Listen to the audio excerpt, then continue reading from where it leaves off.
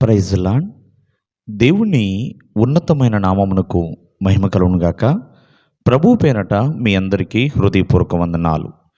ఈ ఉదయకాలము దేవుని వాక్యాన్ని విందాం.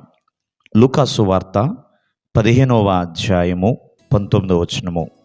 ఇక మీదట నీ కుమారుడని అనిపించుటకు యోగ్యుడను కాను, నన్ను నీ కూలివానిలో ఒకనిగా పెట్టుకోనని అతనితో చెప్పుదుననుకుని లేచి తండ్రి యొద్దకు వచ్చెను.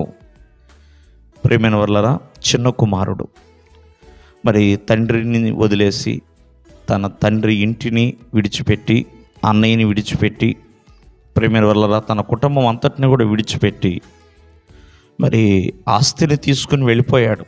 ఇష్టానుసారమైన జీవితాన్ని తను జీవించాలని. అలాగే వెళ్ళి ఇష్టానుసారమైన జీవితాన్ని జీవించి తన దగ్గర ఉన్న ధనమంతా తిరిగిపోయిన తర్వాత ఎంతో బాధపడుతూ బుద్ధి వచ్చినప్పుడు, అయ్యో ఇక్కడ నేను ఆకలికే బాధపడిపోతున్నానే, ఆహారం లేక యాతన పడుతున్నాను, నా తండ్రి యొద్ద పనివారికి కూడా సమృద్ధి ఆహారం ఉంది కాబట్టి నేను నా తండ్రి ఇంటికి వెళతాను, ఒక కూలివానిగా పెట్టుకోమని అడుగుతాను అని ప్రియమైన వాళ్ళరా ఇక్కడ చిన్న కుమారుడు తండ్రి యొద్దకు వచ్చాడు. మనం జాగ్రత్తగా ఆలకిస్తే ఎప్పుడైతే తను తప్పు తెలుసుకుని తండ్రి ఇంటికి వచ్చాడో అప్పుడే తండ్రి క్షమాపణ పొందుకున్నాడు. తండ్రి యొక్క కనికిరాన్ని తను పొందుకోగలిగాడు. ఆ తండ్రి ప్రేమని తను పొందుకున్నాడు. ప్రేమ వల్లరా ఈ రోజున తండ్రి ఇంటికి ప్రతి ఒక్కరు కూడా చేరాలి. దేవుని సన్నిధి ఆ పరమ తండ్రి యొక్క ఇల్లు.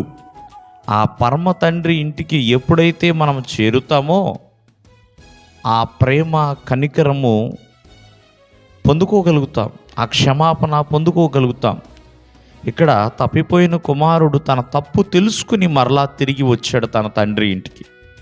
చాలామంది ఆ ప్రభు యొక్క ఇంటికి దూరం అయిపోతున్న వాళ్ళు చాలామంది ఉన్నారు. దేవుని సన్నిధికి రాలేకపోతున్నారు, దేవుని సన్నిధిలో గడపలేకపోతున్నారు. ఈ ఉదయకాలం ముందు ఆలోచించండి. తండ్రి ఇంటికి వచ్చుట వలన తండ్రి ప్రేమ కలుగుతుంది, తండ్రి ఇచ్చే అధికారము కలుగుతుంది, తండ్రి ఇచ్చే బహుమానము కలుగుతుంది, తండ్రి చూపించే ప్రేమ కనికరము కూడా కలుగుతాయి. కావున తండ్రి ఇంటికి రావలసిన వారు రావాలి ఖచ్చితముగా. తండ్రి ఇంటికి వచ్చుట ఒక ఆశీర్వాదమే, తండ్రి ఇంటికి వచ్చుట ఒక సంతోషం. కావున ఈ ఉదయకాలం ముందు ఆ చిన్న కుమారుడు తప్పు తెలుసుకున్నాడు, తండ్రి ఇంటికి వచ్చాడు, మరొక కుమారుడుగా తను గుర్తింపు పొందాడు. కావున దేవుడికి బయట ఉన్నంత కాలం, ఇంటి బయట ఉన్నంత కాలము ఆ గుర్తింపు రాదండి. తండ్రి ఇంటిలో ప్రవేశించాలి, అప్పుడే తన కుమారుడుగా దేవుడు నీకు ఒక గుర్తింపునిస్తాడు. దేవుడు మిమ్మల్ని ఆశీర్వదించును గాక. ఆమేన్.